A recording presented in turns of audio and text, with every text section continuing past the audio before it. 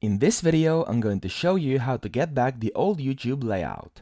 So the first thing you want to do is type in YouTube Redux into Google and then go into the first link which says YouTube Redux, and it's from the Chrome Web Store. And then as you can see, you can click on Add to Chrome over here. This is a Chrome extension. So we'll click on this and then press Add Extension. And now the extension is going to be added for you. As you can see, it's now over here. And then you simply go to YouTube.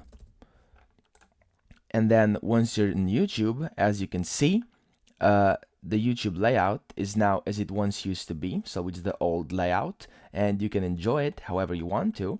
Now, if you want to turn it off, you simply go up here to Extensions and then click on YouTube Redux. No, excuse me. You click over here on those three dots and do Remove from Chrome. Click on Remove. And then once you've done that, you simply refresh the website. And as you can see, we've now got the modern YouTube layout back.